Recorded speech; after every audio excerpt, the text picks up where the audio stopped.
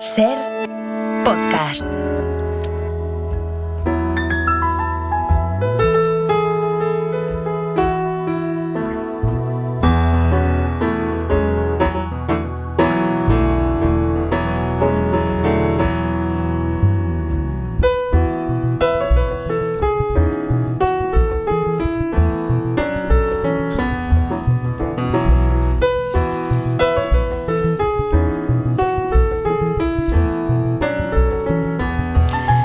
No todo el mundo puede empezar un domingo por la mañana abriendo comunicación con París. Marc Basset, buenos días, feliz año, ¿cómo estás? Hola, buenos días, Lourdes, buen día, bonjour. ¿Qué tiempo hace por ahí? Frío, mucho frío. Tengo que decir que por aquí también. Sí. Oye, estaba viendo imágenes estos días justo de París, en la despedida y el funeral y la despedida a Jacques Delors. Qué buenos funerales hacéis en París. Se hacen en Francia. Sí. Sí, hay que decir que Francia sabe organizar funerales y la verdad sabe filmarlos también, no sé. Te recomiendo ver el vídeo porque realmente parece una película, ¿no? Son 49 minutos, quizás se pueden saltar algunos, pero es fantástica la escenografía, el ritual republicano, ¿no? Como este país sabe despedir a sus grandes personajes y a partir de ahí, y esto al presidente actual, a Emmanuel Macron, le gusta mucho hacerlo y hay que decir que sabe hacerlo, montar relatos, ¿no? Con los muertos. Pues la facilidad a montar relatos, no sé qué tal le va a ir a Macron este año, porque despedíamos al gran europeísta, al líder europeísta, Jacques Delors. Este año que empieza, 2024, tenemos elecciones europeas y el panorama en Francia cerró el año con la crisis de gobierno de Macron, tras la aprobación de la nueva ley de inmigración. Y tú te preguntabas en el periódico hasta qué punto era una victoria de la extrema derecha o un antídoto contra el partido de Le Pen, ¿no? El panorama en Francia ya empieza con este debate. ¿Sigue vigente, Marc? Bueno, que se aprobó esta ley de inmigración bastante dura, pactada con la derecha francesa, con lo que sería el equivalente del Partido Popular en Francia, y votó a favor el Frente Nacional, ¿no? El reagrupamiento nacional, el partido de extrema derecha de Marine Le Pen. Y esto, bueno, suscitó todo un debate sobre qué está sucediendo en Francia para que se esté derechizando la política así. Y resumo muy rápido, pero hay como dos teorías, ¿no? Una dice, bueno, hay inquietudes en la población francesa, hay miedos, hay fantasmas, miedo a la inmigración, a la inseguridad, y a los partidos democráticos, digamos, tienen que atender a estas inquietudes para evitar que el Frente Nacional gane. La otra teoría es, bueno, si se atiende demasiado a estas inquietudes, se acaba haciendo el juego a la extrema derecha, porque el votante acabará votando el original antes de la copia. Y eso es importante tenerlo en cuenta ahora, porque como estaba comentando, en junio tenemos elecciones europeas y esto ha sido una clara victoria de esa parte de la derecha, ¿no? Sí, bueno, ha sido se ha aprobado una ley de momento.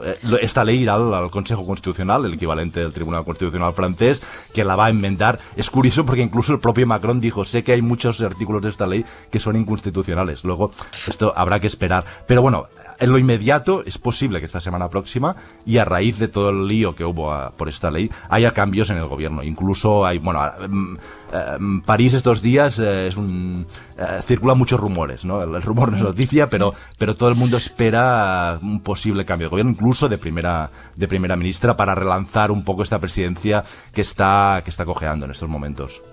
Decía la compañera Sara González en El País que Macron cerraba el año de todas las crisis e inaugura el año en el que el foco estará puesto en París, porque va a coger París en verano los Juegos Olímpicos. Los que vivimos los de Barcelona en el 92 sabemos perfectamente que por un lado es un escaparate al mundo como pocos, o sea, es una gran campaña de imagen, pero también deja una resaca a veces muy persistente, ¿no? O indigesta. ¿Tú, Marc, detectas que los parisinos están ilusionados con el evento como estábamos aquí en Barcelona?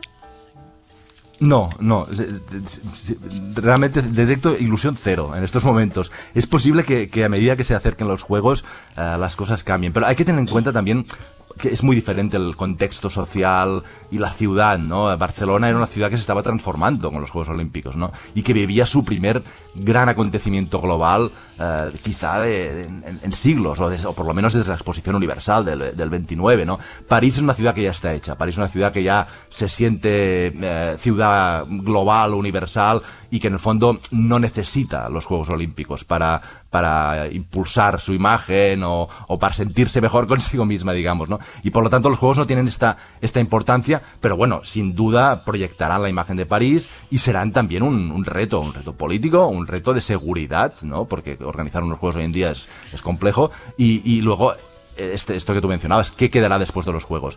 Un punto interesante para mí es que las infraestructuras nuevas que se han construido, que no son muchas, pero algunas son interesantes, como la Villa Olímpica, se han construido más en la Banlieue, en el extrarradio de París, que en el propio París, ¿no? Entonces quizá donde más se notará el impacto de los Juegos será más en la Banlieue, en el extrarradio, en los barrios estos multiculturales, más pobres que el centro de la ciudad, que en el París que conocemos todos por la imagen turística y sí, la imagen del París tan bello y esplendoroso, ¿no?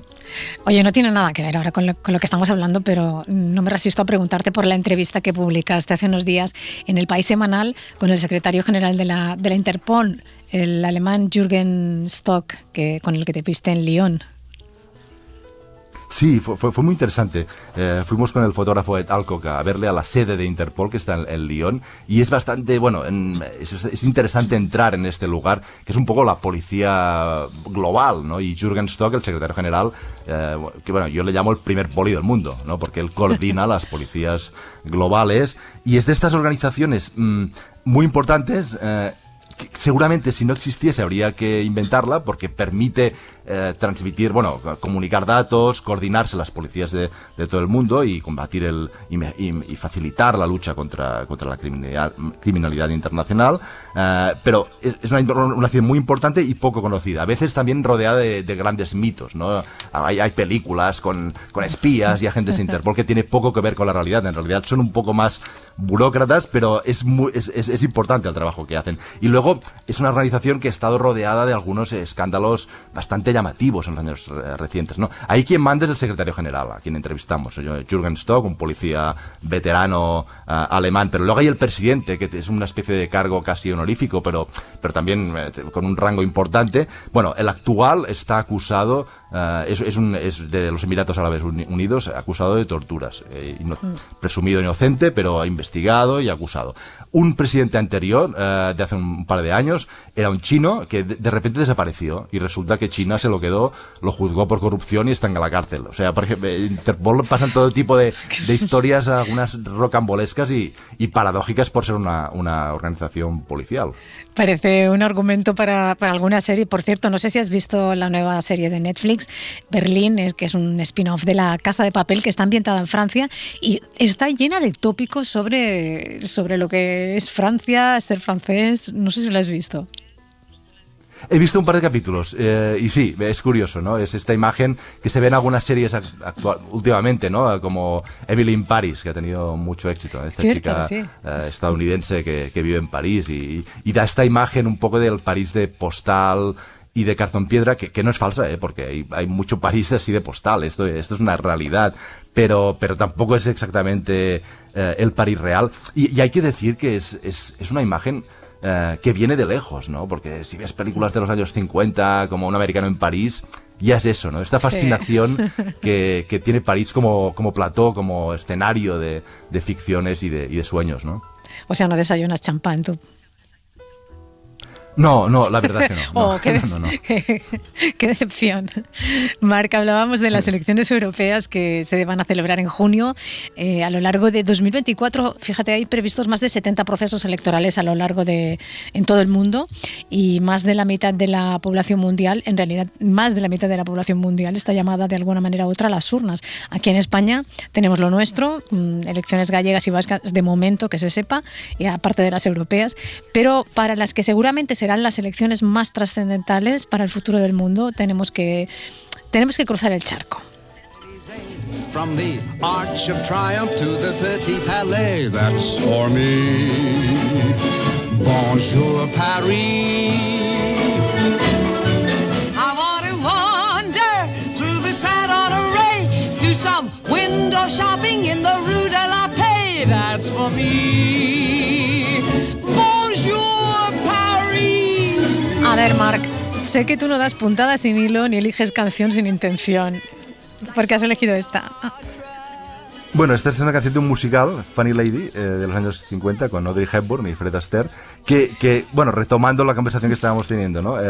Es un poco un antecedente de todas estas películas y series actuales de extranjeros en París y fascinados por este París tan bonito, la ciudad de la luz, ¿no? Y ahí ya decían Bonjour Paris, y cantaban y veían los monumentos, paseaban por París, y viendo el par de capítulos que he visto de esta nueva serie, en el fondo me recordaba un poco, al menos la estética, ¿no? No hemos evolucionado mucho en cuanto a contenidos. Bueno, Marc, en noviembre de este año se celebrarán las elecciones presidenciales de Estados Unidos, que pueden suponer un nuevo volantazo a la política mundial, pero ahora mismo ya estamos pendientes de las primarias del Partido Republicano y las maniobras judiciales del que es el candidato favorito, Donald Trump, porque tiene el mayor porcentaje de apoyos, ¿no? Sí. Bueno, hace 4 años, cuando Biden ganó las elecciones, parecía... Bueno, a algunas personas les pudo parecer que Trump, game over, ¿no? Se había acabado Trump, ¿no? Pero no, Trump sigue ahí y Trump tiene una fuerza increíble, ¿no? Y ahí está, quizá, no me atrevería a decirlo porque pueden dar 1000 vueltas, ¿no? En un año, digamos, por experiencia, hecho, mejor no hacer pronósticos, pero... Sí. No, digo que de hecho estamos a la espera, ¿no? de una decisión del Tribunal Supremo respecto a su candidatura en el estado de Colorado, y esa sentencia puede crear un precedente histórico y marcar la campaña electoral, porque si realmente da la razón a lo que había decretado el estado de Colorado, que no se podía presentar a las primarias, igual eso da un vuelco, ¿no? Sí, de hecho los casos judiciales de Trump y los tribunales tendrán un papel decisivo en esta campaña. Y uno es el que tú dices, ¿no? El Tribunal Supremo deberá decir si Trump, si es legítimo quitar a Trump de las listas electorales por haber fomentado una insurrección. Hay un artículo de la Constitución que dice que alguien que haya fomentado una insurrección, estamos hablando de la toma del Capitolio del 6 de enero de 2021, ahora no sé si... 2021, sí. La toma del...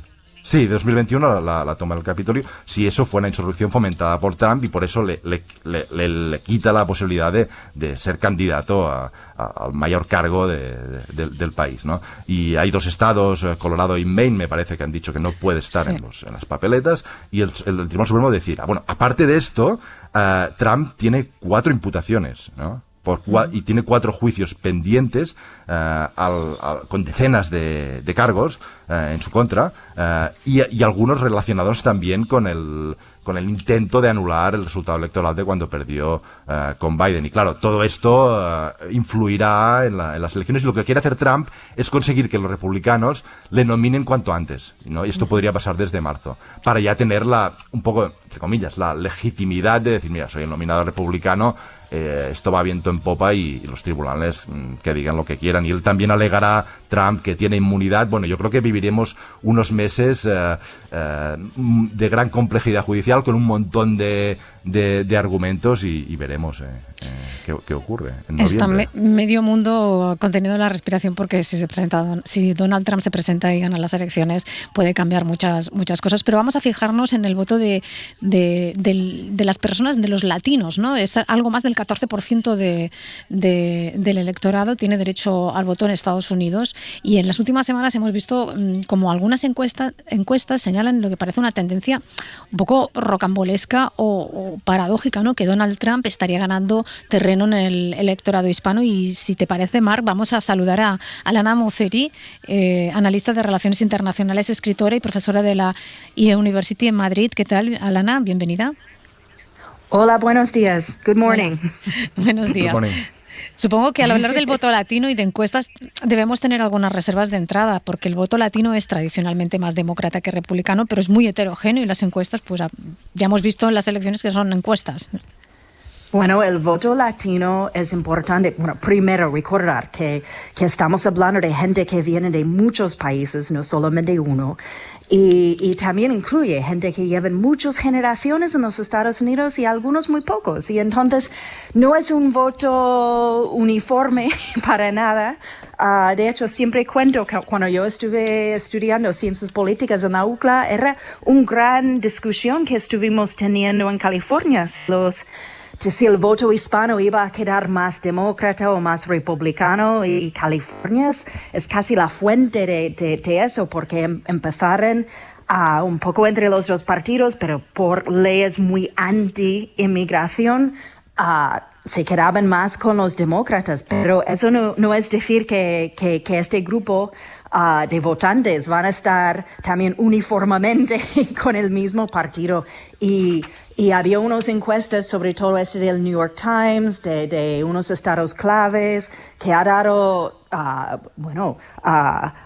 mucho miedo a los demócratas porque había números favorables a Trump para los votos hispanos, los votos negros y la gente joven que no están tan contentos con Biden y están dando otra mirada a Trump. Y claro, estamos un año, un poco menos ahora que las elecciones, pero igual asusta bastante el partido y a Biden.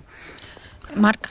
Sí, hola, Lana. No, a mí me llama mucho la atención un sondeo de hace unos días de USA Today, el periódico USA Today, que es verdad que Trump y los republicanos han ido avanzando con el voto latino, pero este sondeo decía que Biden tiene un 34% de apoyo del voto latino y Trump un 39%, más que Biden. Esto es realmente un cambio. ¿Qué ha pasado? Y además, ¿cómo puede ser que los latinos que han sido insultados por Trump inició su carrera en la Casa Blanca en el 2016 llamando violadores y asesinos, entre comillas, a los inmigrantes mexicanos, para que por lo menos haya un sondeo? Es solo un sondeo, habrá muchos más, pero por lo menos hay un sondeo que dice que votarán más a Trump que a Biden. ¿Cómo se explica esto?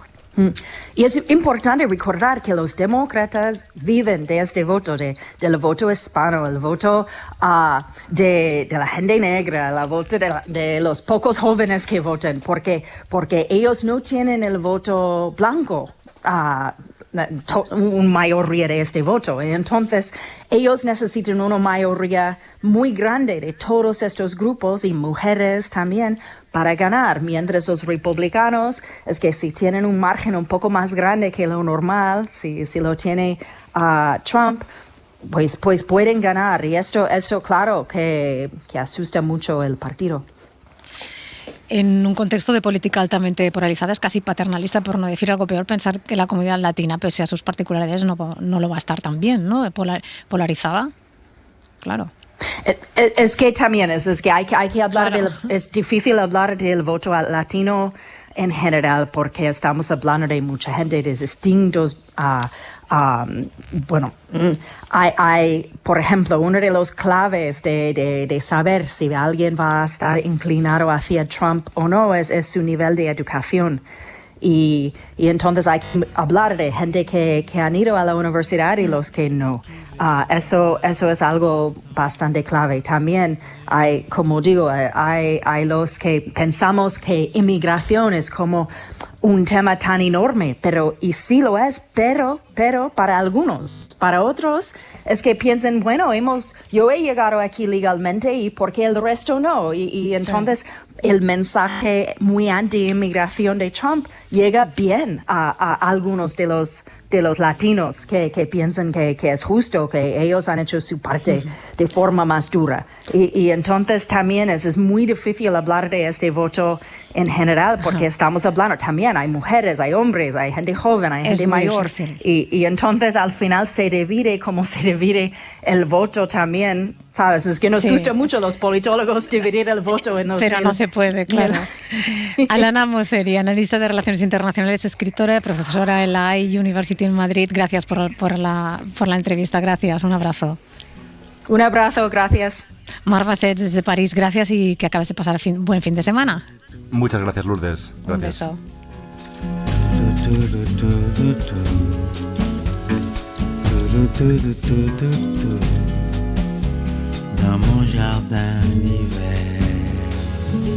Para no perderte ningún episodio, síguenos en la aplicación o la web de la SER, Podium Podcast o tu plataforma de audio favorita.